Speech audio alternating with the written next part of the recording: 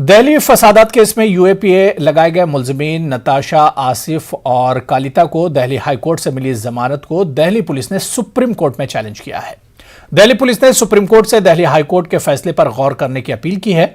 वाज़ेह है कि इन तीनों पर गुज़िश्ता साल CAA NRC मुखालिफ तहरीक के दौरान दिल्ली में फूट पड़े तशद्दुद के मास्टरमाइंड होने का इल्जाम है और इनकी गिरफ्तारी UAPA यानी अनलॉफुल एक्टिविटीज प्रिवेंशन एक्ट के तहत की गई थी, जिसे इंसदाद गैर कानूनी सरगर्मी एक्ट भी कहते हैं।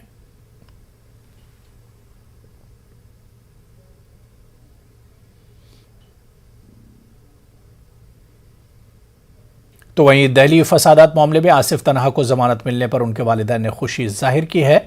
उनके वालिद ने कहा कि हमें उम्मीद थी कि आसिफ तन्हा को इंसाफ मिलेगी। आसिफ तन्हा का वालिद हूँ। आसिफ तन्हा पिछले साल से वो जेल में था और इस वक्त उसको ज़मानत मिल गई है।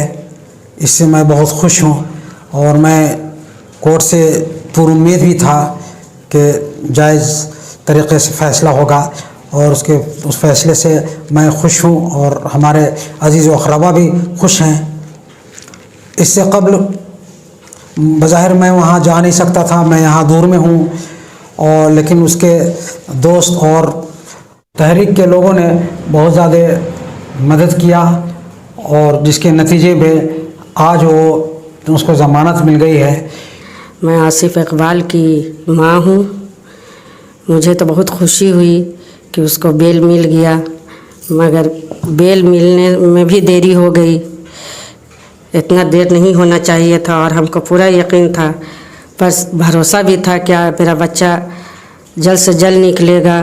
खुशी तो है मेरे बेटे को बेल मिल गई, मगर उसके अलावा उसके जितने साथी हैं और जितने बच्चे बच्चियां हैं उन लोगों को भी जल्द से जल्द रिहा कर दिया जाए। सहाफ़ी सिद्दीक अप्पन समेत 4 अफराद को माहौल खराब करने के इल्जाम से बरी कर दिया गया है। मथुरा की अदालत ने सिद्दीक अप्पन, अतीकुर रहमान और मसूद को माहौल खराब करने के इल्जाम से बरी कर दिया। मथुरा पुलिस को इन लोगों के खिलाफ 6 माह के अंदर शवाहिद पेश करने की हिदायत थी, जिसमें पुलिस नाकाम रही। वाज़ेह है कि हाथरस में इस्मत रेज़ी मुतासरा की मौत हो गई थी। इसी मामले के दौरान इन चारों मुलजिमों को यूपी पुलिस ने गिरफ्तार किया था और इन पर माहौल खराब करने का इल्जाम आयद किया था। औरंगाबाद असलहा जब्ती मामले में 2 कसूरवारों को NIA की खुसूसी अदालत ने बाइज्जत बरी कर दिया और 3 कसूरवारों को 10 साल कैद की सजा सुनाई। वाज़ेह है कि सजा पाने वाले तीनों कसूरवार 9 साल की सजा काट चुके हैं। इस मामले के कसूरवारों पर चंद सहाफ़ियों को कत्ल करने की साजिश रचने, गैर कानूनी तौर पर असलहा रखने और गैर कानूनी सरगर्मियों और ममनुआ तंजीमों से ताल्लुकात का इल्जाम था। अदालत ने 5 मुलजिमीन में से मोहम्मद इरफान गौस और मोहम्मद इलियास मोहम्मद अकबर को बाइज्जत बरी कर दिया। बकिया 3 मुलजिम जो अब मुजरिम गर्दाने गए हैं, उनके ताल्लुक से मैंने कल भी अखबारात में ये कहा था कि हम अपने वकला से मशवरा करेंगे, इसलिए कि हमें पूरा यकीन है कि ये सब लोग बेगुनाह हैं और उन 3 बच्चों के लिए भी हम हाई कोर्ट से रुजू करेंगे और हम इंशाअल्लाह अब ये साबित करेंगे कि जैसे ये 2 बेगुनाह हैं वैसे वो 3 भी बेगुनाह। बाइज्जत बरी भी हो गए हम, इसलिए हम जमीयत का शुक्रिया अदा करते हैं और उम्मीद करते हैं कि जमीयत आगे पैरोल के लिए भी कुछ करेंगे उनके लिए, अगर हो सके तो आसानी से। इन्होंने हमें भरोसा भी दिलाया, यकीन दिलाया है कि वो आगे इंशाल्लाह कोशिश करेंगे। और दूसरी बात, मैं इनका शुक्र अदा करता हूँ, शुक्रिया अदा करता हूँ गुलजार आजमी साहब का और बाकी सभी लोगों का कि ये लोग हमारे 9 साल तक हमें वकील का और जमीयत से मनी ऑर्डर महीने का हमें मिलता गया है और वकील की अच्छी खासी। कर्नाटक प्रदेश कांग्रेस कमेटी के अक़लियती शोबे में इख्तिलाफात बरकरार हैं। अक़लियती शोबे के नायब चेयरमैन मुदब्बिर अहमद खान पर बीजेपी के इशारे पर काम करने का इल्जाम लगाया जा रहा है। इसी दौरान अक़लियती शोबे के चेयरमैन वाई सईद अहमद ने कहा कि सोशल मीडिया में इजराइल की हिमायत करने वाले रुकन ने तहरीरी तौर पर माफी मांग ली है। उन्होंने कहा कि मुदब्बिर अहमद खान किसी पर इल्जाम लगाने से पहले अपने गरेबान में झांक कर देखें। एक तरीका होता है, हम लोग एक्सप्लेनेशन लेने के बाद में अगर सेटिस्फैक्ट्री है तो ठीक है, नहीं है तो हम इसको ऊपर भेजते हैं कि अभी इसके ऊपर क्या एक्शन लेना लो। मगर ये आदमी एक जिम्मेदार, अपने आप को सीनियर कहते हैं, जो सबसे जूनियर हैं, हमने उनको जोनल चेयरमैन बना दिया था, सब लोग मेरे ऊपर गुस्सा करे, ये अलग बात है, तो मेरे ऊपर इल्जामात लगाता है। तो इतने साल क्या कर रहे थे? हमारा जो पार्टी का प्लेटफॉर्म है वहाँ पे आके बात करना चाहिए था, हमारी ऑफिस है माइनॉरिटी की, वहाँ पे आना चाहिए था। ये प्रेस में जाके इस तरह का जो बयान दे रहे हैं सब सरासर गलत है। बीजेपी के अंदर इनके बड़े भाई जो मुदब्बिर हैं, मुदब्बिर अहमद खान, इनके बड़े भाई मुजम्मिल खान हैं। मैं समझता हूँ कि ये कहीं ना कहीं से इन्होंने मिले हुए हैं पार्टी को बदनाम करने का काम। कोरोना की बीमारी से खुद बचें और दूसरों को भी महफूज रखें। कर्नाटक के अमीर शरीयत मौलाना सगीर अहमद रशादी ने इन ख्यालात का इजहार किया। बेंगलुरु में अमीर शरीयत मौलाना सगीर अहमद रशादी और दीगर अहम उलमाए कराम ने बोरिंग मेडिकल कॉलेज पहुंचकर कोरोना का टीका लिया। मकामी एमएलए रिजवान अरशद ने उलमाए कराम के लिए खुसूसी टीकाकारी प्रोग्राम का एहतमाम किया। इस मौके पर अमीर शरीयत मौलाना सगीर अहमद रशादी, बेंगलुरु सिटी जामा मस्जिद के खतीब व इमाम मौलाना मकसूद इमरान रशादी, मरकज़ अहले सुन्नत जामे हज़रत बिलाल के मौलाना जुल्फ़िकार अली रज़ा नूरी और दीगर उलमाए कराम को टीके लगाए गए। मध्य प्रदेश सद्भावना मंच ने शिवराज सिंह हुकूमत के कोरोना कहर में माली मुश्किलात से दो चार तलबा की स्कूली फीस जमा करने का मुतालबा किया है। सद्भावना मंच के ज़ेर एहतमाम भोपाल में मुनक़्क़िदा प्रोग्राम के पहले हिस्से में कोरोना कहर में दुनिया से रुखसत होने वालों को खिराज अक़ीदत पेश किया गया। इसके बाद कोरोना मुतासरीन के लिए हुकूमत के जरिए शुरू की गई फलाही स्कीमों पर समाजी तंजीमों के जरिए इजहार ख्याल किया गया।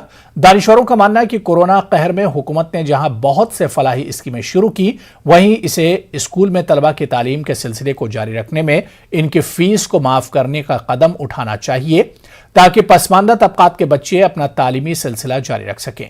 हमारे नुमाइंदे मेहताब आलम ने सद्भावना मंच के सदर हाजी मोहम्मद हारून से खास बातचीत की।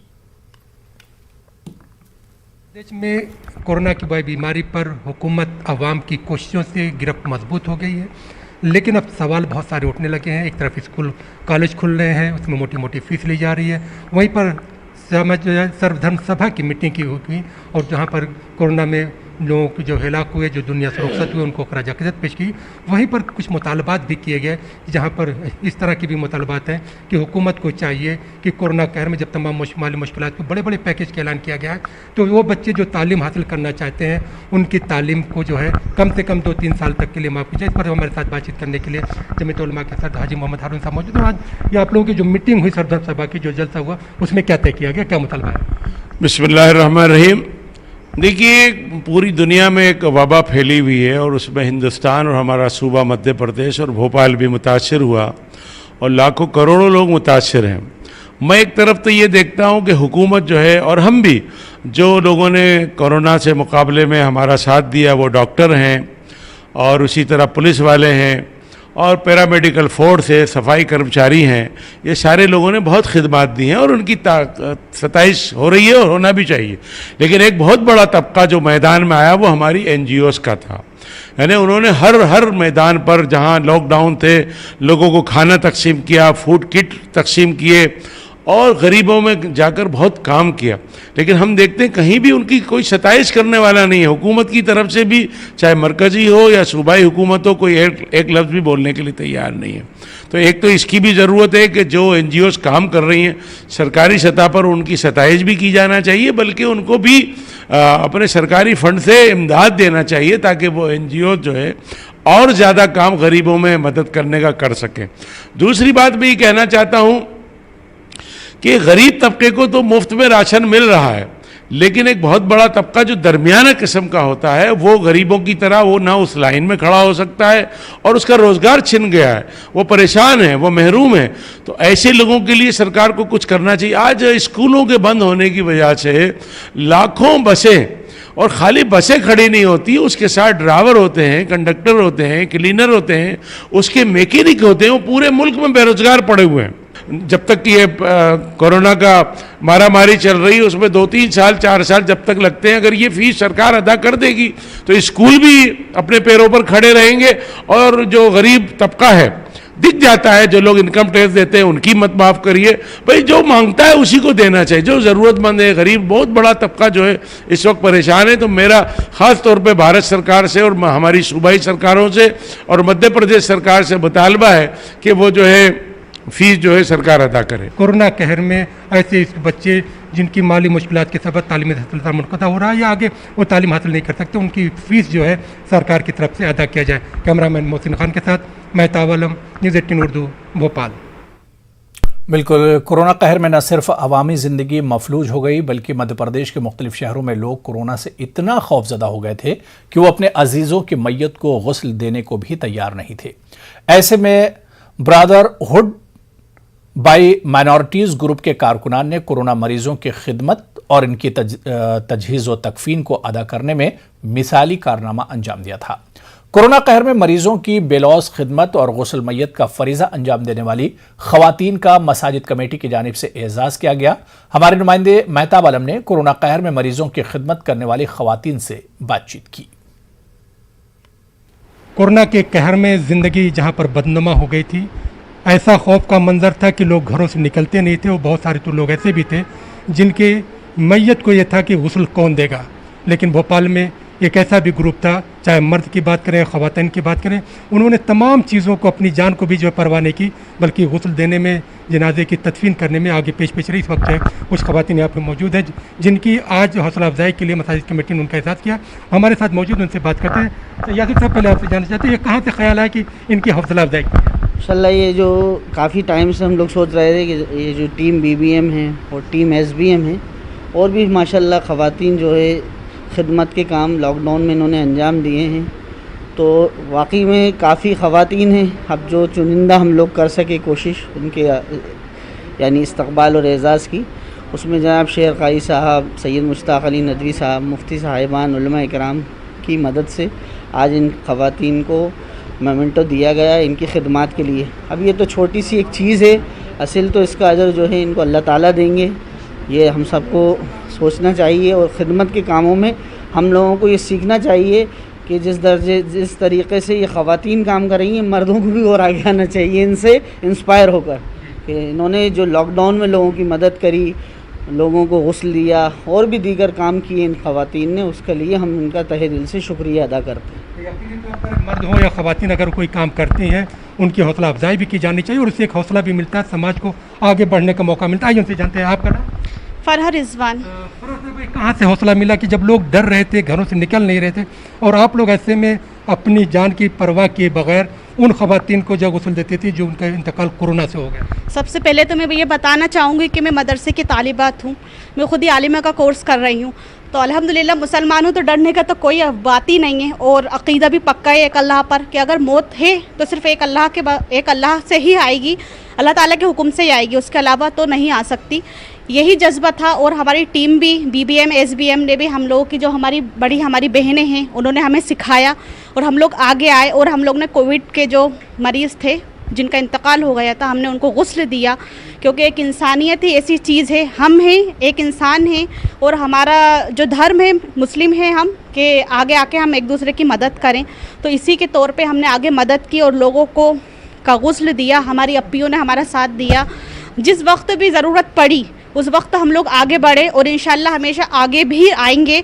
और ये ट्रॉफ़ी के लिए हमें नवाजा गया मस्जिद कमेटी की तरफ से, ये तो सिर्फ एक छोटा सा इनाम है, इंशाल्लाह हम आगे ज़रूर आएंगे। और ये ट्रॉफ़ी जो हमें मिली ये हमारे लिए एक चैलेंज है अब आगे बढ़ने का। इंशाल्लाह हम लोगों को मुतासिर भी करेंगे और हम और ट्रेनिंग चलाएंगे कि हम जैसे आगे बढ़े हैं इंशाल्लाह सब आगे आएँ और हर घर में। इस तरह से आप आगे बढ़ी हैं, आपकी बहनें जो छोटी हैं, बहनें दूसरी जो देख रही हैं उनको भी हौसला मिले, वो लोग भी आगे आए। तो क्या आप लोग घर के लोगों ने कभी खौफ नहीं हुआ, मना नहीं किया? नहीं, मेरा नाम शबाना अली।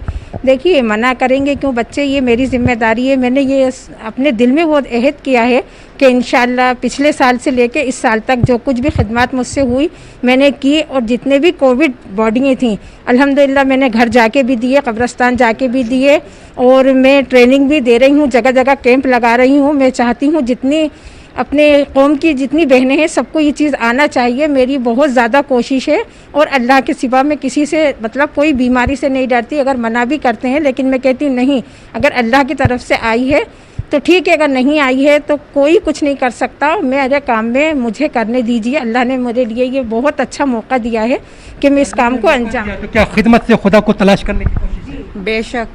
बेशक हम चाहते हैं कि जैसे हम लोग को अल्लाह ताला ने चुना है, इस काबिल बनाया है कि और भी लेडीज़ से आगे आएँ और आगे बढ़ के इस काम के लिए जैसे काम करना चाहें तो करें, क्योंकि ये काम ऐसा है खिदमत का है, ये तो दुनिया में भी और इसका असल जो अज़र है अल्लाह के यहाँ मिलेगा हम सबको। ख़वातीन जो है जिन्होंने खिदमत के जज्बे से तमाम काम को किया और यही चाहती हैं कि कोरोना के कहर में ज़िंदगी का जो रंग बदल गया था, ज़िंदगी खुशगवार हो और तमाम लोग अपनी इंसानी फ़रीज़े को अदा करें।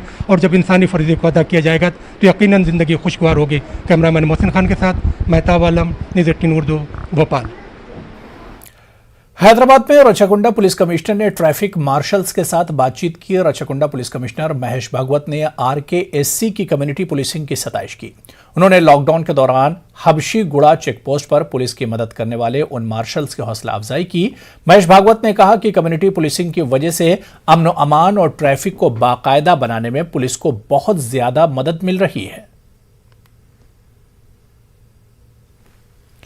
मुसलमानों को उनके पसमानदगी की बुनियाद पर रिजर्वेशन का मुतालबा एक बार फिर तेज हो रहा है। औरंगाबाद शहर की 25 से जायद तंजीमों के एक नुमाइंदा वफ्द ने डिविजनल कमिश्नर ऑफिस पहुंचकर रियासती और मरकजी हुकूमत को एक मुतालबाती मकतूब रवाना किया।